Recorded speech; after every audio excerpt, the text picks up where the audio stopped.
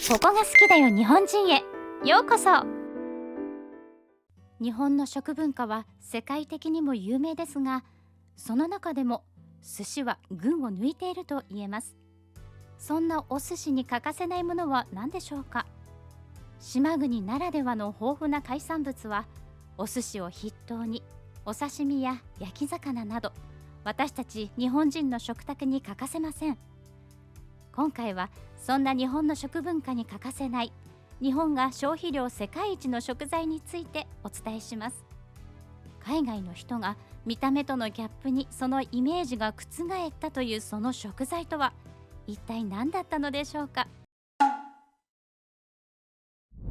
こんにちは。俺はダン。イギリスのクールな町ブライトン出身の27歳だ。小さい頃から美味しいものを食べるのが大好きで、大人になってからはお酒と食事が何よりの楽しみなんだ。特に好きなのはいろんな国の美味しいものを現地で食べることだな。イギリスにも美味しいものはたくさんあるが、世界にはもっと美味しいお酒と食事があるんだぜ。そんな俺は大学生時代にバックパッカーとしていろんな国を旅して回ったんだ。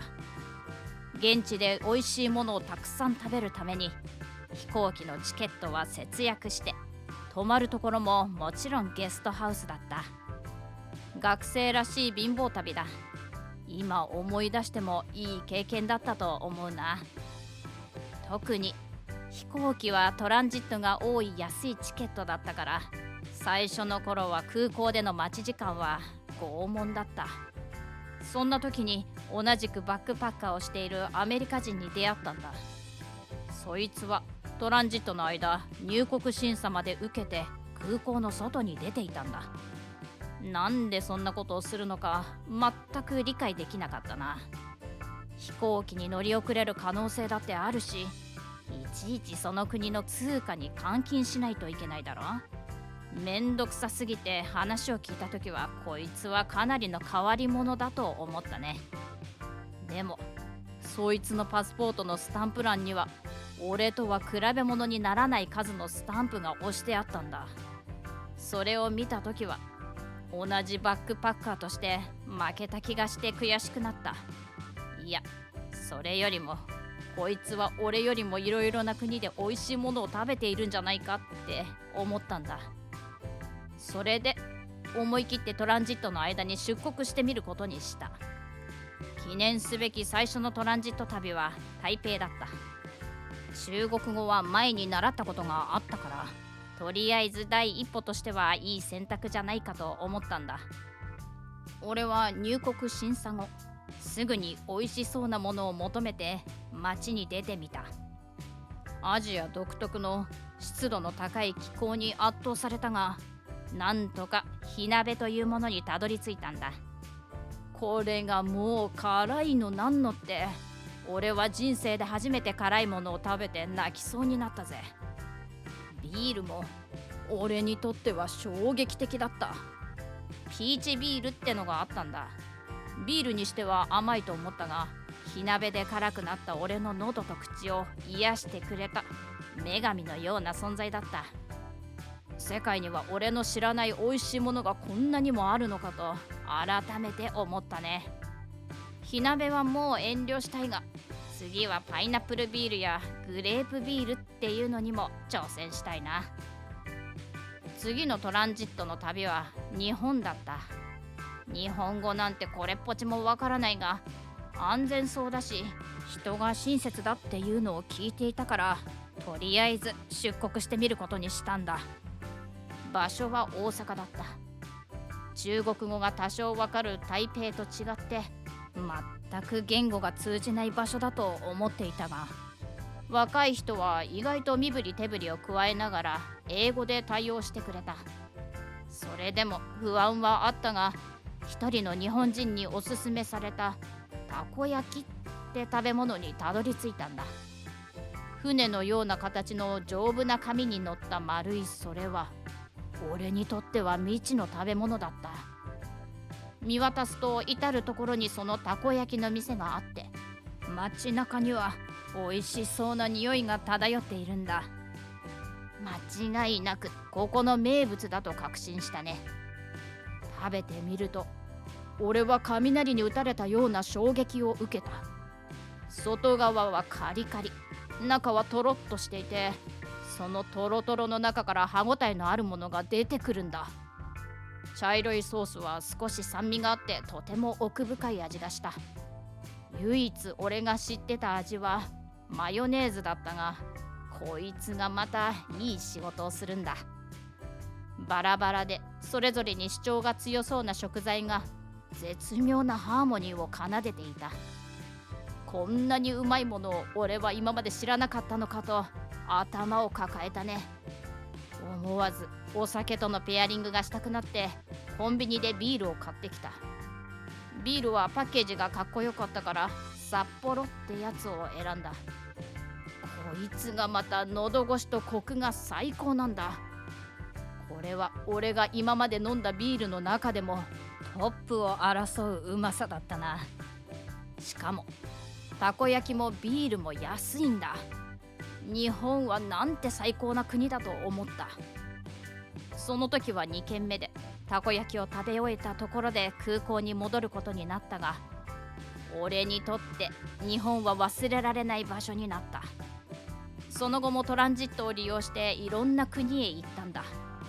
長いトランジットがあるフライトは俺にとってはもはやラッキーな存在になっていた。また日本のようにフラッと寄った国で俺を震えさせる食べ物とお酒に出会えたらなと思っていた。印象的な国はたくさんあるんだが、やっぱり食べ物が美味しかった国の方が俺にとってはインパクトが大きいからな。俺の中ではダントツで日本のたこ焼きが1位に輝いた。イギリスに帰ってからもたこ焼きが恋しすぎてたまらない日々が続いた。俺は完全にたこ焼きに恋をしてしまっていたんだ。あまりに恋しかったから通っていた大学に日本人が留学してきていないかを友達に聞いて回った。俺の考えではたこ焼きってのは日本人であれば材料と知識さえあれば作れるんじゃないかと思ったんだ。お店並みのクオリティじゃなくてもいいからとりあえずたこ焼きが食べたかった。今の俺だったらすぐに飛行機のチケットを取って日本に飛び立っていけるが、当時は貧乏大学生だったからそう簡単には日本に行けなかったんだ。俺は恋しいたこ焼きのためにやっとのことで日本人の留学生を見つけたんだ。周りからは変人扱いされたよ。でもそんなこと全く気にならなかった。それくらい俺はたこ焼きを欲していたんだ。やっとのことで出会えた日本人の名前はカズって言った。カズはとても英語が堪能なナイスガイだった。出会っていきなりお前たこ焼き作れるかと聞いてしまった俺に優しく答えてくれるようなやつなんだ。カズの答えはイエスだった。俺はプロポーズが成功したかのように喜んだ。しかもカズはたこ焼きが大好きで、たこ焼きメーカーっていうたこ焼きを作る鉄板をイギリスに持ってきていたんだ。ホームステイ先でもたまに振る舞っているそうだ。なんという幸運だろうと思った。俺とカズは早速材料を買いにスーパーに出かけたんだ。俺もたこ焼きを作れるようになろうと思ってメモ帳を片手に気合十分だったぜ。するとカズが不思議なことを言い始めたんだ。たこ焼きの中にはオクトパスを入れるけどイギリスじゃあまり見かけないからエビやチーズをよく入れるんだって。俺は愕然とした。オクトパスってあの気持ちの悪いデビルフィッシュのことだろ。だから俺はカズに冗談はよせよって言ったんだ。俺を驚かそうとしているんだと思った。でもカズの顔は本気だったんだ。あんなに恋しかったたこ焼きの中身がデビルフィッシュだったなんて。カズ曰く日本ではそういう感情を100年の恋も一瞬で冷めるって言うらしい。まさにその時の俺にぴったりの言葉だった。なんて言ったって俺は小さい頃からデビルフィッシュがどうも受け付けられなかったんだ。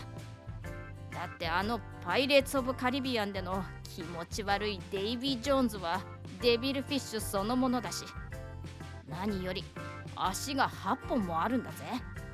人間が食べるものではないぜ。そこでふと日本で食べたたこ焼きを思い出したんだ。トロトロの中から出てきたあの歯ごたえのあるものがデビルフィッシュだったんだと気づいた。あの歯ごたえは絶妙にたこ焼きとマッチしていた。俺は知らない間にデビルフィッシュを美味しくいただいていたってことになる。しかもたこ焼きのタコっていうのは日本語でデビルフィッシュって意味の言葉だそうなんだ。俺は今まで生きてきて初めてこんな衝撃を受けた。そんな俺の驚きようを見てか、優しいカズはその日はエビとチーズでたこ焼きを作ってくれたんだ。衝撃の事実を知ってからも、いざ久しぶりにたこ焼きを目の前にすると興奮したね。なんとも言えない匂いはデビルフィッシュの衝撃を吹き飛ばしてしまうほど俺の食欲をかきたてたんだ。しかもカズが作ったたこ焼きの中身はデビルフィッシュではなくエビとチーズだ。俺に食べる以外の選択肢はなかった。ビールを片手に焼き上がるのを待ち、熱々にかぶりついた。カズは留学生じゃなくてシェフなんじゃないかと思うほど久しぶりのたこ焼きはうまかった。しかしチーズはありだと思ったが、中で主張するエビの歯ごたえが物足りないように感じてしまったんだ。正直に言うと俺の中の理想のたこ焼きのハーモニーではなかった。カズもイギリスでたこ焼きを作るたびに毎回そう思っているらしく、ますます意気投合した。俺はあれだけ毛嫌いしていたデビルフィッシュを大好きなたこ焼きに欠かせないものとして認識し始めたんだ。カズのおかげで頻繁にたこ焼きが食べられるようになってからも、俺はどこか物足りなさを感じていた。それでも俺に毎回付き合ってくれるカズは本当にいいやつだなと思ったし、すごく楽しかった。たこ焼きを作るのはなかなか繊細な作業なんだ。俺も何度もチャレンジしたが、あんな綺麗な丸にはできなかった。そんなある日、カズが一緒に日本に行こうと誘ってくれたんだ。ちょうど夏休みの少し前だった。貧乏学生だったが、その頃たこ焼き三昧だった俺はパブやバーで飲み食いしていない分、結構金が貯まっていたんだ。すぐに行くって返事をしたね。やっと本場のたこ焼きが食べられるんだ。日本に到着してからというものの、俺はたこ焼きを食べまくった。最初の一口目だけパイレーツ・オブ・カリビアンのデイビー・ジョーンズが頭に浮かんだが、すぐに地球の反対側くらいまで吹っ飛ばしてやった。やっぱりたこ焼きにはタコしかない。日本でもエビが入ったたこ焼きは見かけたが、俺は見向きもしなかった。俺は気づいたら大学の教授にメールをして日本への留学先を紹介してくれと頼んでいた。それからは日本語を必死で勉強した。もちろんカズが全面的にサポートしてくれたよ。俺はカズに出会えて本当に幸せ者だ。あんなに毛嫌いしていたタコも今や大好物だ。タコ刺しや唐揚げも捨てがたいが、やはりナンバーワンはたこ焼きだな。高タンパクで低カロリー、またアミノ酸の一種であるタウリンが含まれており、骨や皮を処分することなく丸ごと食べられるタコは日本が世界一の消費国だと言われています。しかし海外ではその見た目から意味嫌われていることもあるのです。最初は抵抗があるかもしれませんが、海外の人たちにもぜひ味わっていただきたいものですね。最後までご視聴いただきましてありがとうございました。